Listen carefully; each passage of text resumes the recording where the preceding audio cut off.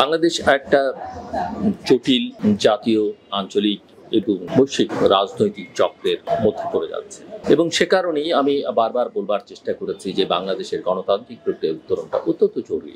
কয়েক মাস আগ থেকে আমি বলছিলাম যে ডিসেম্বরের মধ্যে নির্বাচনটা হওয়া জরুরি। নির্বাচনটা ডিসেম্বরের মধ্যে না হলে কবে নির্বাচন হবে, কিরকম নির্বাচন হবে, কিভাবে নির্বাচন হবে সেগুলো নিয়ে যথেষ্ট প্রশ্ন উঠবে, সংশয়ের অবকাশ তৈরি। এবং আমি এখনো পর্যন্ত মনে করি যে আমি আসলে ফেব্রুয়ারি মাসে নির্বাচন দেখি না, যদিও বাংলাদেশের প্রধান প্রধান রাজনৈতিক দলগুলো একমাত্র আওয়ামী লীগ বাদ দিয়ে তারা এই নির্বাচনের ব্যাপারে আশাবাদী এবং সরকারও বলছে যে যে কোনো পরিস্থিতি হোক না কেন নির্বাচনটা ফেব্রুয়ারিতে হবে।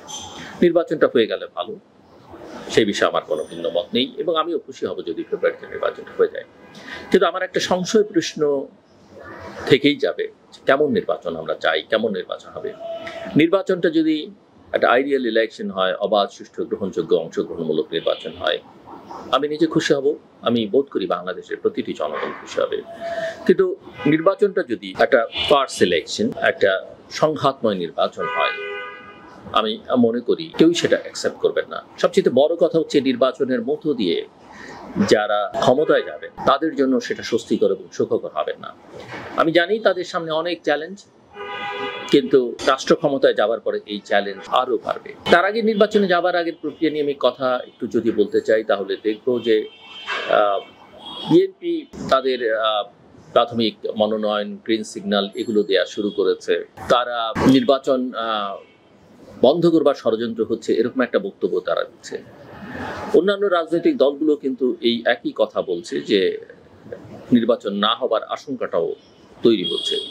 রাজনৈতিক দলগুলোর মধ্যে মতভিন্নতা আমরা দেখছি, বিশেষ করে বিএনপি, বাংলাদেশ জাতীয়তাবাদী দল, এনসিপি, ন্যাশনাল সিটিজেন পার্টি এবং বাংলাদেশ জামায়াত ইসলামের মধ্যে এই বিরোধ আসলে শেষ পর্যন্ত কোথায় গিয়ে দাঁড়াবে, বা এই বিরোধ আসলে নির্বাচনকে বিলম্বিত করবার জন্য কোনো বিরোধ কিনা, বা তড়িঘড়ি করে যেন তেন প্রকারের একটা নির্বাচনের আয়োজনের বিরোধ কিনা, সেটা নিশ্চিত করে বলা যায় না। নির্বাচন হবে, নির্বাচনকে কেন্দ্র করে যে আরপিও গণপ্রতিনিধিত্ব আদেশ, সেটা মাত্র উপদেষ্টা পরিষদে অনুমোদিত হয়েছে। সেখানে অনেকগুলো বিষয় আছে, অনেকগুলো বিষয় নিয়ে রাজনৈতিক দলগুলোর মতভিন্নতা আছে। একটি বিষয় নিয়ে বিএনপি বলেছে যে তারা সেটি মানবে না, যেমন জোটের প্রার্থীরা এক প্রতীকে আগে নির্বাচন করতে পারত, এখন জোটের যে কটি রাজনৈতিক দল থাকবে তাদেরকে নিজ নিজ প্রতীকে অংশগ্রহণ করতে পারবে, কোনো একক প্রতীকে তারা অংশগ্রহণ করতে পারবে না। এটা বিএনপি চায় না, কিন্তু জামাত এবং এনসিপির তাতে কোনো আপত্তি নেই। জামাত এবং এনসিপির কথা এই কারণে বলছি আমি যে মিডিয়াতে তারা প্রায় সমান গুরুত্বই বিএনপির মতো পাচ্ছেন এবং আমি অবশ্য বিএনপির আপত্তির কারণটা খুব একটা বেশি খুঁজে পাই না, কারণ আমরা এটাও দেখতে পাচ্ছি যে বিএনপি আসলে এই হিসেবে নিকেশ করছে যে জোটের প্রার্থীদের মনোনয়ন দিলে তার দল কতখানি ক্ষতিগ্রস্ত হবে, ওই প্রার্থীরা জিতে আসতে পারবেন কিনা, এই আলোচনা আছে এবং তারা ওই সব প্রার্থীদের শরীকদেরকে আপার হাউসে নিয়ে যাওয়া, ক্যাবিনেটে সুযোগ করে দেয়া, এইসব কথাবার্তাও তারা বলবার চেষ্টা করছেন বলে বিভিন্ন মহল থেকে খবর পাওয়া যাচ্ছে। কিন্তু একথা আমি বহুবার বলেছি যে ক্যাবিনেট অত্যন্ত গুরুত্বপূর্ণ। যাদেরকে নিয়ে যারাই ক্ষমতায় যান, ক্যাবিনেটটা করবেন, মন্ত্রিসভা করবেন, তারা যেন এফিশিয়েন্ট হয়। কার রাজনীতিতে কতখানি ত্যাগ আছে সেটা অত্যন্ত গুরুত্বপূর্ণ, কিন্তু তার চেয়ে বড় কথা হচ্ছে এফিশিয়েন্সিটা more important than all those experiences of sacrifices. তো এই জায়গাটায় একটা বড় ইস্যু বা সংকট আমি দেখি তার মিত্রদের সঙ্গে, এবং এই মিত্ররা অনেকদিন ধরেই লক্ষ্য করা যাচ্ছে এদিক ওদিক করছেন। শেষ পর্যন্ত কে কার সঙ্গে থাকবেন, কে কার সাথে যাবেন সেটা বোঝা যায় না। যে কারণে আমি বরাবরই বাংলাদেশের পলিটিক্সে যে অ্যালায়েন্সেসের ধারণা, জোট করবার যে কালচার, সেখান থেকে আসলে বড় এবং ছোট দলগুলোকে বেরিয়ে আসবার জন্য বলছি। এবং যারা দীর্ঘদিন ছিলেন একসঙ্গে, তাদেরকে বড় দল কি ধরনের সুযোগ সুবিধা দিবে তার সে সম্পর্কে আমার একটা মতামত বা পরামর্শ আমি ইতিপূর্বে বহুবার দিয়েছি, যে এদেরকে আসলে নিজেদেরকে বিকশিত হতে আর সুযোগ করে দেওয়া দরকার, এবং যেদেরকে দরকার হলে নিজেদের ইলেকশন ফান্ড থেকে ফান্ড দিয়ে তারা তাদের মতো নিজেরা নির্বাচন করুক। ক্ষমতায় গেলে তাদেরকে কিছু সুযোগ সুবিধা লিগ্যাল ওয়েতে করে দেওয়া উচিত, যেন তারা ব্যবসা বাণিজ্য করতে পারে। এটা একটা দিক। দ্বিতীয়ত হচ্ছে এখনো পর্যন্ত ওই জুলাই সনদের আইনি ভিত্তি দেওয়ার বিষয়টি জামাত এবং ইসলামী আন্দোলন এবং সেই সঙ্গে এনসিপি যেভাবে ডিল করবার চেষ্টা করছে, সেটাও নির্বাচনকে প্রশ্নবিদ্ধ করতে পারে। এবং একই সঙ্গে আমরা লক্ষ্য করছি যে আওয়ামী লীগেরও ঘুরে দাঁড়াবার চেষ্টা, এবং দিন যত যাচ্ছে তাদের সক্রিয় উপস্থিতি বা কথাবার্তা সেটা খুব দৃশ্যমান হচ্ছে। কাজেই আওয়ামী লীগকে বাদ রেখে ইলেকশন করা, সেটা ইলেকশনের পূর্বে এবং পরে পরিস্থিতিকে আরো জটিল করে তুলতে পারে।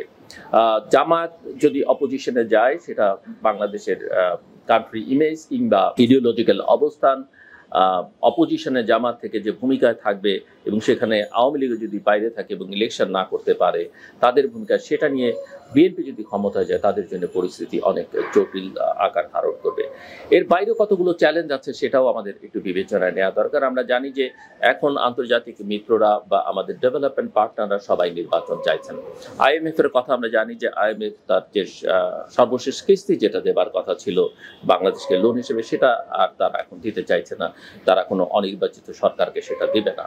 কিন্তু তারা যেসব শর্ত আরোপ করছে সেই সব শর্ত নিয়ে নির্বাচিত হয়ে কেউ ক্ষমতায় এসে সেই শর্ত পূরণ করতে যাবেন এবং দ্রুত আনপপুলার হওয়ার জন্য, সেটাও একটা বড় বিষয় হয়ে দাঁড়াবে আমি মনে করি।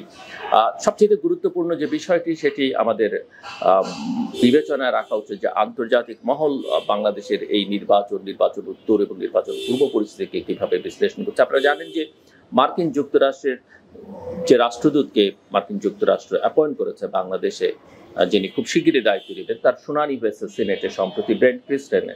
এবং ব্রেন্ট যেগুলো বলবার চেষ্টা করেছেন, কথা কিন্তু খুব পরিষ্কার যে তার প্রধান কাজ হবে বাংলাদেশে এসে যে চীনের যে ঝুঁকি, তার যে বিনিয়োগ, তার যে সংশ্লিষ্টতা বাংলাদেশের সঙ্গে, সেটা তিনি বাংলাদেশের নতুন সরকার এবং সামরিক বাহিনীকে বোঝাবার চেষ্টা করবেন।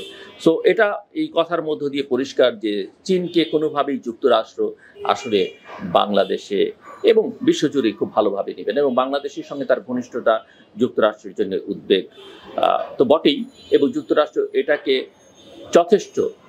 যথেষ্ট গুরুত্বের সঙ্গে হ্যান্ডেল করবে।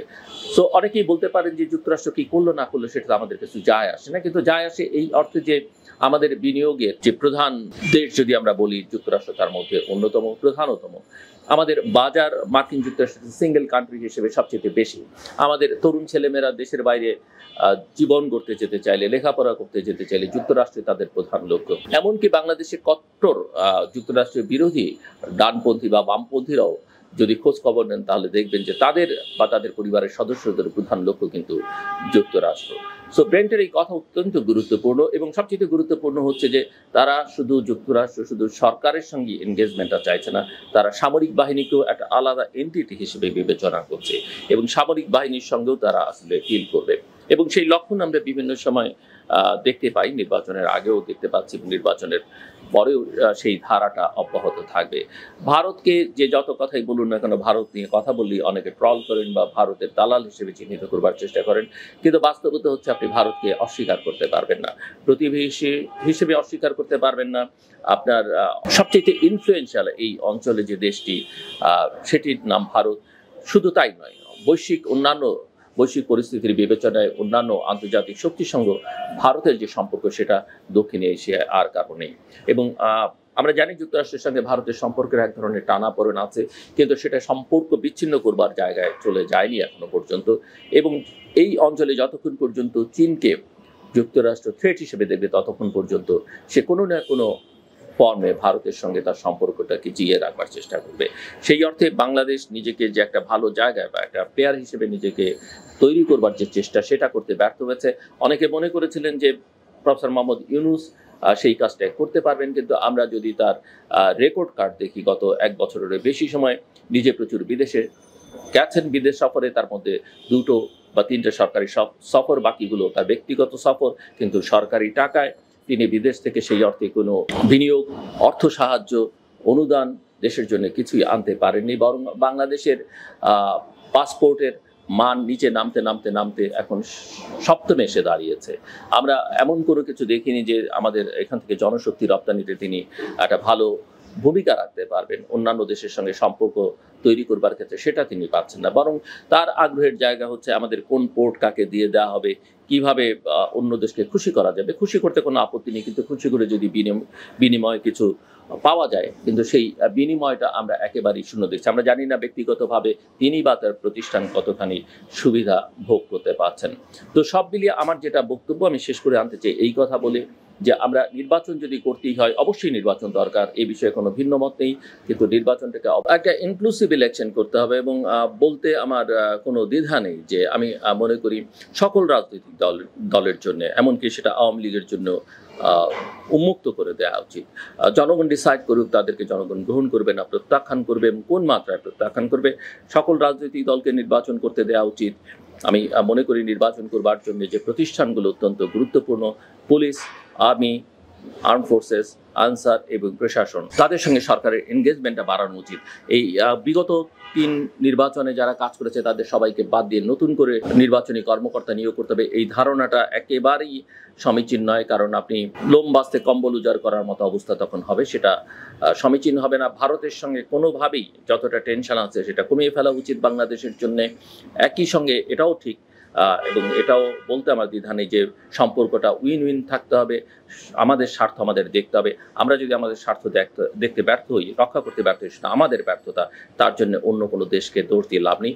ভারতের দিক থেকেও এই সংকটটা আছে, এবং ভারতকেও বুঝতে হবে যে বাংলাদেশ প্রতিবেশী হিসেবে তার জন্য অত্যন্ত গুরুত্বপূর্ণ, এবং বাংলাদেশকেও তার যথেষ্ট মর্যাদা দিতে হবে, এবং বাংলাদেশের স্বার্থগুলো রক্ষা করবার ক্ষেত্রে তার দিক থেকে যেটুকু নেতিবাচক প্রবণতা আছে সেটা তাদেরকে দূর করতে হবে।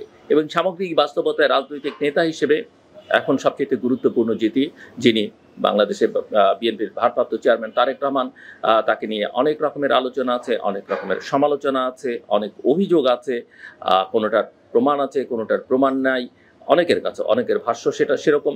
কিন্তু মূল কথা হচ্ছে যে যাই থাকুক না কেন, বাংলাদেশ আজকে যে সংকটের মধ্যে দাঁড়িয়ে আছে, সেখানে তিনি একমাত্র রক্ষাকর্তা হতে পারেন রাজনৈতিক নেতা হিসেবে। তিনি সেটা কতটা করতে পারবেন কিনা সেটা তার উপরে নির্ভর করবে। দলের কথা শুনে নয়, বিশেষ কারো কথা শুনে নয়, তাকে তার ভবিষ্যৎ নির্ধারণ করতে হবে, ভবিষ্যৎ কর্মসূচি নির্ধারণ করতে হবে দেশের স্বার্থে। এবং যে বৈশ্বিক আঞ্চলিক রাজনৈতিক বাস্তবতার মধ্যে আছি সেটাও তাকে বুঝতে হবে। কিন্তু একমাত্র তিনিই পারেন বাংলাদেশের সকল জনগণকে ঐক্যবদ্ধ করতে। প্রতিরোধ, হিংসা, প্রতিশোধ, এইসব ধারণার ঊর্ধ্বে উঠে আসলে তাকে এই কাজটা করতে হবে। এবং নতুন করে যদি বাংলাদেশকে শুরু করতে হয়, তাহলে আসলে একজন স্টেটসম্যান দরকার আমাদের, কোনো রাজনীতিক না বা কোনো দলের নেতাকে নয়। সেটা মিস্টার রহমান যদি মাথায় রাখতে পারেন, সেটা তার জন্য কল্যাণকর হবে, দেশের জন্য কল্যাণকর হবে।